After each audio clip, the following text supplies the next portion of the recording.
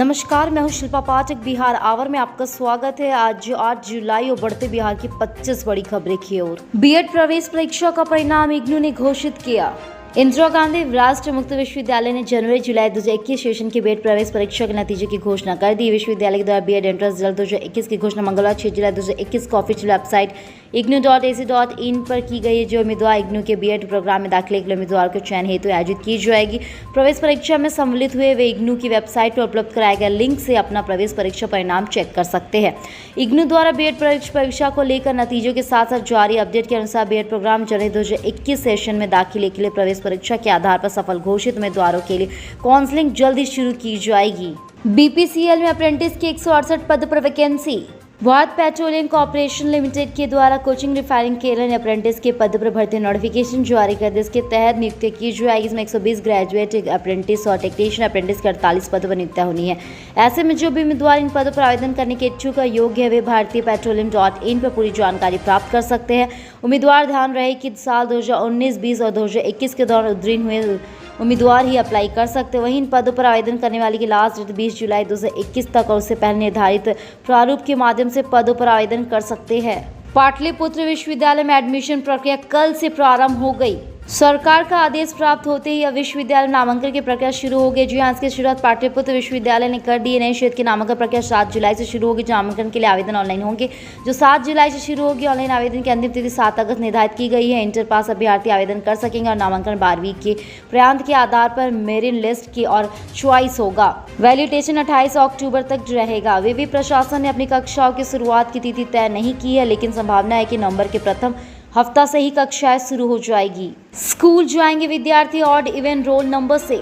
10वीं से ऊपर से स्कूल तो खुलेंगे, लेकिन ना तो असेंबली होगी ना ही लंच का एक भी समय रखा जाएगा। एक कक्षा में एक साथ ही 10 विद्यार्थी ही अधिक नहीं बैठ पाएंगे। विद्यार्थियों के 6 फीट की दूरी कक्षा में रखी जाएगी। स्कूल में विद्यार्थियों के बीच दूरी रखा जाएगा। इसके लिए ऑन इवन रोल नंबर के अनुसार छात्र बुलाए जाएंगे। स्कूल खोलने के समय सारे मुख्य द्वार खोल दिए जाएंगे, तो वही छुट्टी के समय अलग अलग गेट से विद्यार्थी स्कूल से बाहर जाएंगे। शिक्षा विभाग के द्वारा 12 जुलाई से स्कूल खोलने की घोषणा कर दी गई। पिछले चरण में 11वीं और 12वीं की कक्षाएं खुलेगी। डॉन बॉस्को अकेडमी की माने तो सरकार की गाइडलाइन के अलावा स्कूल की गाइडलाइन बनाई गई है। अभिभावकों को इसकी जानकारी दी जाएगी। कई स्कूल में प्रवेश मास्क व ग्लव्स पहनकर ही आना होगा। देश में 24 घंटे में 43,957 संक्रमित मिले और 930 की हुई मौत। देश में बुधवार को कोरोना की 47,957 नई मरीजों की हुई पहचान। 37,030 ठीक हुए। वहीं से 930 की हुई मौत। इस तरह एक्टिव केस यानी इलाज करा रहे मरीजों की संख्या 4007 की गिरावट दर्ज की गई। वहीं तीसरी लहर की आशंकाओं के बीते दिन केरल और महाराष्ट्र से डराने वाले इस आंकड़े सामने आए। इसमें 24 घंटे में केरल में 14,373 और महाराष्ट्र में 8,418 कोरोना मरीज मिले। यह मंगलवार को देश के मिले संक्रमितों के साथ ही आंकड़े से आधा से भी ज्यादा है। देश के 8 राज्यों में पूर्ण लॉकडाउन जैसे पाबंदियां है। ऐसे पश्चिम बंगाल, हिमाचल प्रदेश, झारखंड, उड़ीसा, तमिलनाडु, मिजोरम और गोवा जैसे राज्य शामिल है। राज्य में फिर बड़ा संक्रमण, 143 नए मामले आए सामने। बिहार में कोरोना के मामले जांच के साथ घट बढ़े। एक दिन में 91,869, जांच में 76 नए मामले सामने आए। लेकिन जांच जब हुआ जब 1,07,992 की हुई मामले की पहचान 143 हो गई है। संक्रमण के साथ एक्टिव मामलों में तेजी से बढ़ोतरी देखी जा रही है। पटना में बुधवार को 21 नए मामले सामने। अब तक 1,46,519 पॉजिटिव मामले आए हैं। इस संक्रमण को मात देने वालों की संख्या 1,43,990 हो गई। कोरोना के मामले जिस तरह से जांच के साथ घट बढ़ रहे वो इस वायरस के सक्रिय होने का संकेत दे रहे हैं। अगर इस दौरान थोड़ी सी लापरवाही की गई तो मामले बढ़ सकते हैं। सरकार की अनलॉक की तरफ बढ़ रही है। स्कूल कॉलेज के साथ सरकारी और निजी कॉलेजों को खोला जा रहा है। साथ ही संक्रमण को लेकर लोगों को पूरी तरह से गंभीर रहना होगा। दिलीप कुमार के निधन पर बिहार में शोक की लहर, सीएम ने दी श्रद्धांजलि। दिलीप कुमार के निधन से बिहार में उनके चाहने वाले बेहद दुखी। मुख्यमंत्री नीतीश कुमार, पूर्व मुख्यमंत्री जितन राम मांझी, शाहनवाज हुसैन, चिराग पासवान सहित बिहार के कई नेता ने उनके निधन पर गहरा शोक व्यक्त किया। मुख्यमंत्री ने कहा कि वे हिंदी सिनेमा के एक प्रसिद्ध अभिनेता थे। उन्होंने भारतीय संसद के उच्च सदन राज्यसभा का गौरव भी बढ़ाया था। उन्होंने भारतीय सिनेमा के सर्वोच्च सम्मान दादा साहेब फाल्के अवार्ड के अलावा पाकिस्तान के सर्वोच्च नागरिक सम्मान निशान-ए-इम्तियाज से भी नवाजा गए थे। मुख्यमंत्री ने बताया कि उनके निधन से भारतीय सिनेमा जगत को बड़ी क्षति पहुंची है। नीतीश कुमार ने दिलीप कुमार के सज्जनों और चाहने वालों को इस दुख की घड़ी में धैर्य धारण करने की अपील की है। उत्तर बिहार के मोतिहारी व मधुबनी में बाढ़ की स्थिति गंभीर। उत्तर बिहार के कई जिलों में बाढ़ की स्थिति गंभीर, जहां चंपारण, सीतामढ़ी, शिवहर, मधुबनी, मुजफ्फरपुर में नदियों के कहर बरपा रही है। दरभंगा में समस्तीपुर में कटान शुरू हो गया। मंगलवार को दोपहर बाद मुख्यमंत्री नीतीश कुमार ने बाढ़ग्रस्त इलाकों का हवाई सर्वेक्षण किया। मधुबनी का बेनीपट्टी अनुमंडल बाढ़ से ज्यादा प्रभावित है। मधुआपुर के दौली व बसवरिया में धौस नदी का तटबंध टूटने से करीब 2 दर्जन से अधिक गांव में करीब 50,000 से अधिक आबादी प्रभावित है। अंधरी, रहसौल, भगवतीपुर आदि जगहों पर सड़कें टूट चुकी है। जयनगर में ट्रैक पर पानी रहने से दूसरे दिन भी ट्रेनों का परिचालन प्रभावित रहा। बुधवार को वाल्मीकि नगर में गंडक बराज से 1,52,900 क्यूसेक पानी छोड़ा गया। बिहार शहर स्थित जल संसाधन विभाग के कार्यालय में पानी घुस गया है। जेल का पानी निकल गया है। पश्चिम चंपारण के मझौलिया में सिकरहना और नदी का पानी घुस गया। इससे 100 परिवार बाढ़ की चपेट में आ गए हैं। राज्य में सितंबर से नवंबर के बीच आ सकती कोरोना की तीसरी लहर।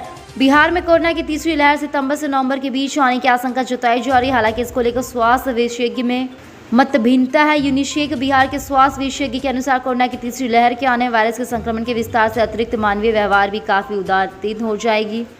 कोरोना संबंधित नियमों के पालन किए जाने से इसे टाला जा सकता, अन्यथा यह जल्दी बिहार की अपनी गिरफ्त में ले लेगा। वहीं दूसरी ओर स्वास्थ्य विभाग कोरोना की तीसरी लहर से सितंबर के बाद सामने आने की आशंका को लेकर तैयारी में जुट गए। स्वास्थ्य विभाग के सूत्रों के अनुसार इसके लिए अतिरिक्त प्राथमिक स्वास्थ्य केंद्र और सामुदायिक स्वास्थ्य केंद्र के लिए जिला अस्पतालों तक के अस्पतालों में ऑक्सीजन सहित अन्य आवश्यक उपकरणों को लगाया जा रहा है।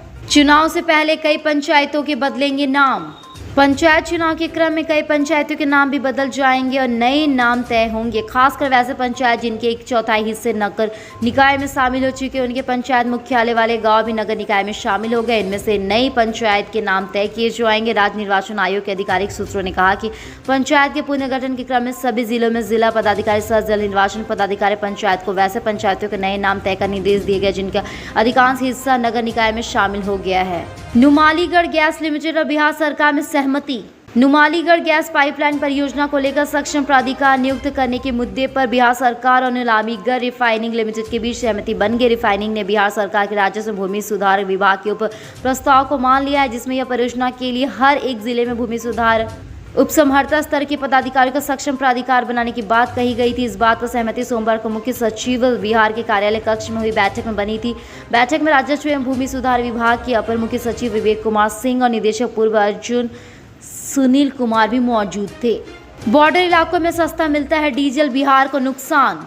उत्तर प्रदेश और बिहार में डीजल के रेट में लगभग 5 रुपये प्रति लीटर का अंतर है। सीमावर्ती इलाके में लगभग 50 से अधिक पेट्रोल पंप। इनके कारण यूपी से बिहार आने वाले व्यावसायिक वाहन यूपी सीमा सटे पेट्रोल पंप से डीजल पूल करवा रहे हैं। साथ इतना ही नहीं, लौटने वक्त भी ट्रक चालक बिहार से डीजल नहीं ले रहे। यह अंतर दोनों राज्य में वैट दर अलग अलग होने की वजह से हो रही है। कारण बिहार सरकार को हर माह 7 करोड़ से अधिक रुपए के राजस्व का नुकसान हो रहा है। वहीं दर में अंतर होने से उत्तर प्रदेश सरकार का खजाना भर है। बुधवार को बलिया में डीजल 90.20 रुपये और गाजीपुर में 90.69 रुपये प्रति लीटर, जबकि बक्सर में 95.78 रुपये और गोपालगंज में 92.26 रुपये प्रति लीटर रहा है।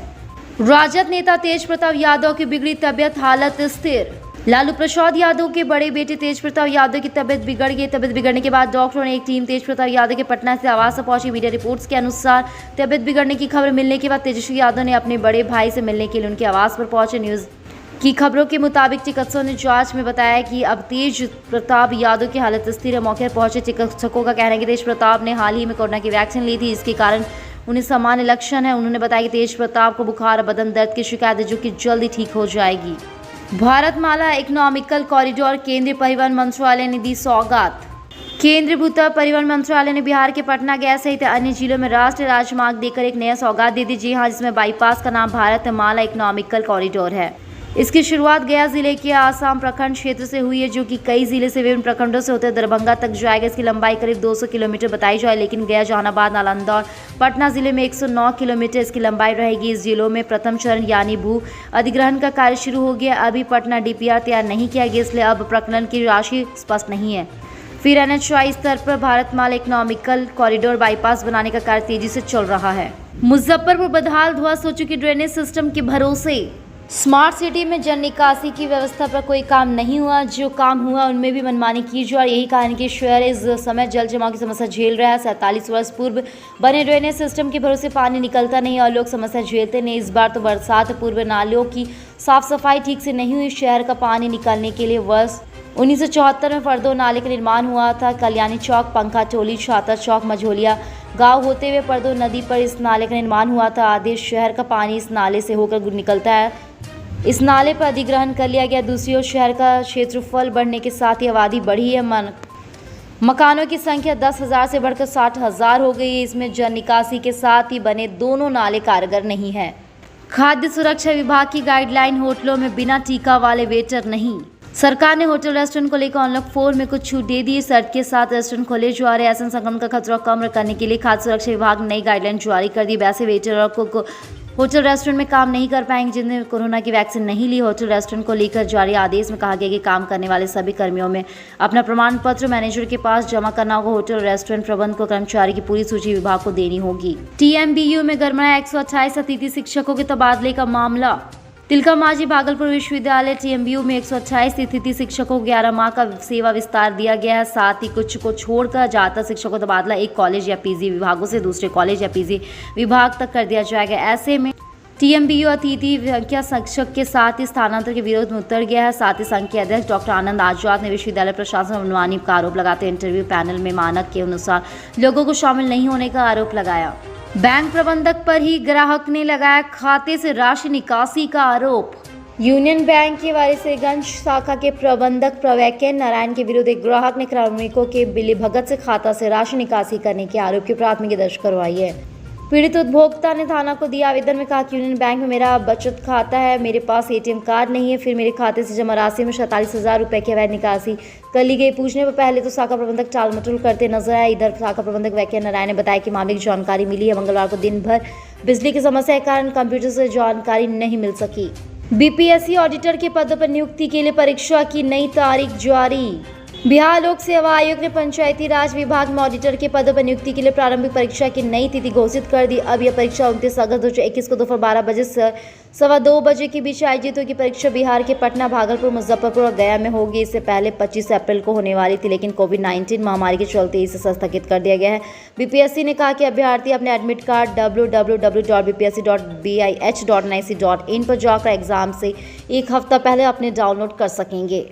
साइबर अपराधी इंदिरा गांधी के नाम पर कर रहे हैं ठगी।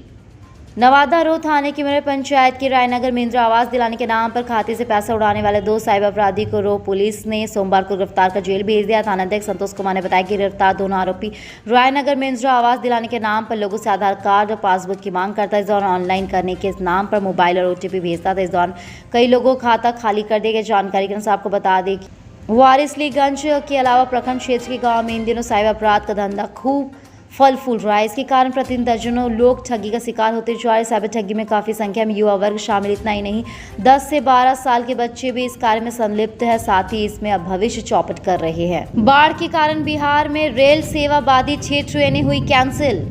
समस्तीपुर मंडल के संगौली मंझौले की मध्य ब्रिज संख्या 248 पर बाढ़ का पानी चढ़ने से बुधवार को 6 ट्रेनें रद्द रहेगी। इनमें मुजफ्फरपुर से मुरबादी जाने वाली समेत अन्य ट्रेनें शामिल। पूर्व मध्य रेलवे के मुख्य जनसंपर्क अधिकारी राजेश कुमार ने बताया कि रेलखंड का परिचालन बंद कर दिया गया है। सुरक्षित परिचालन के लिए निर्णय लिया गया है। पानी कम होने के बाद ट्रेनों का परिचालन होगा। शिक्षक नियोजन में लापरवाही। बिहार में शिक्षक नियोजन के लिए काउंसलिंग की प्रक्रिया चल रही है। इसको लेकर कितनी सावधानी बरती जा रही है। वह बुधवार को गर्भदीन वार्ड के साथ ही पटना हाई स्कूल स्थित नियोजन सेंटर पर दिखा। यह पहले 10 रिक्त दिखाई गई और अभ्यर्थी शून्य अभ्यर्थियों के लिए हंगामे के बाद लिस्ट से सुधार करके 605 अभ्यर्थियों की जगह बनाई गई है। अभ्यर्थियों ने हंगामा शुरू कर दिया। वे इस बात पर अड़ गए, उन्होंने फॉर्म गिराया और उनके पास आवेदन गिराने का प्रमाण स्वरूप रशीद भी है। इसके साथ ही इसे खोजबीन शुरू कर दी गई। लिस्ट को सुधार के घंटे बाद पुरानी लिस्ट में संशोधन किया गया। राज्य भर में छठे चरण में 1.25 लाख शिक्षकों की बहाली होगी। काफी वादों के बाद 5 जुलाई से काउंसलिंग शुरू हुई। अब 10 जुलाई तक के लिए प्रदेश के सभी जिलों के लिए येलो अलर्ट जारी। राज्य से अलग अलग दिशाओं में 2 ट्रफ लाइन गुजरने के लिए उत्तर और दक्षिण दोनों हिस्सों में बारिश हो रही है। स्थिति अभी बदलती नहीं दिख रही। मंगलवार को शाम पटना मौसम विज्ञान केंद्र ने 7 जुलाई तक के लिए अलर्ट जारी कर दिया है, लेकिन अब इसकी अवधि बढ़ा दी गई है। अब 10 जुलाई तक के लिए प्रदेश में अभी जिलों के लिए येलो अलर्ट जारी कर दिया गया। बुधवार की मौसम विज्ञान केंद्र ने राज्य के पूर्वी चंपारण, सारण, मुजफ्फरपुर, शिवहर और सीतामढ़ी जिलों में बारिश और तेज हवाएं चलने का तत्कालीन अलर्ट जारी कर दिया। ऐसा अलर्ट अगले 2 से 3 घंटे के मौसम के लिए जारी किया जाता है। नींद के बाद भी सुबह रहती है थकान, तो शरीर में है इन पोषक तत्वों की कमी। कभी कभी ऐसा होता है कि सुबह उठते ही हमारे शरीर में बिना किसी वजह के दर्द होने लगता है या हम पूरे दिन थकान का अनुभव करते हैं। इस समस्या का सबसे बड़ा कारण होता है शरीर में पोषण तत्व की कमी होना। ऐसे में इन परेशानियों से मुक्ति पाने के लिए आपको पोषण देने वाले खाद्य पदार्थों के बारे में जान लेना चाहिए। प्रोटीन शरीर की ऊतकों को बनाता है, साथ ही इसमें रख रखाव और मरम्मत में प्रोटीन की ज़रूरत होती है। दूध, सोयाबीन, अंडा, दाल, दूध व मांस में प्रोटीन होता है। कैल्शियम हड्डी और दांतों के अलावा मांसपेशियों और हृदय को भी ठीक रखता है। बढ़ते बच्चों के लिए ज़रूरी है कि वो दूध, दही, पनीर, टोफू, पालक, ब्रोकली में खूब सोयाबीन होता है। साथ ही फाइबर पाचन तंत्र को ठीक रखता है, तो फाइबर युक्त चीजें खाएं। इसके लिए सेब, नाशपाती, ओट्स, साबुत अनाज व सूखे मेवे खाएं। आयरन शरीर में खून बनाने और सब अंगों पर ऑक्सीजन पहुंचाने का काम आयरन का होता है। साबुत अनाज, बीन्स, मेवे, अनाज, चुकंदर और हरी पत्तेदार सब्जियों में पर्याप्त होता है। कल हमारे द्वारा पूछे गए सवाल के जवाब आप में से बहुत सारे जिसने हमें कमेंट करके दिया, उसके लिए आपका बहुत बहुत धन्यवाद। आप में से जिन यूजर्स के जवाब हमें अच्छे लगे उनके नाम है कन्हैया कुमार, रविशंकर कुमार। आप हमारे सवाल के जवाब देते रहे, हम कल आपका नाम लेने की पूरी कोशिश करेंगे। तो चलिए बढ़ते आज के सवाल की, और आज के सवाल कुछ इस प्रकार है। क्या शिक्षक नियोजन काउंसलिंग में पर्याप्त सतर्कता बरतने की जरूरत है या नहीं? अपने जवाब हमें कमेंट करके जरूर बताएं। इसके साथ ही आज के लिए बस इतना ही। कल की खबरों के लिए हमारे साथ जरूर रहे। अगर ये वीडियो आप हमारे YouTube पर देख रहे हैं तो चैनल को सब्सक्राइब करें और बेल आइकन दबाना ना भूलें। और अगर आप ये वीडियो हमारे Facebook पर देख रहे हैं तो पेज को लाइक करें और ज़्यादा से ज़्यादा शेयर करें। सुरक्षित रहें, स्वस्थ रहें। धन्यवाद।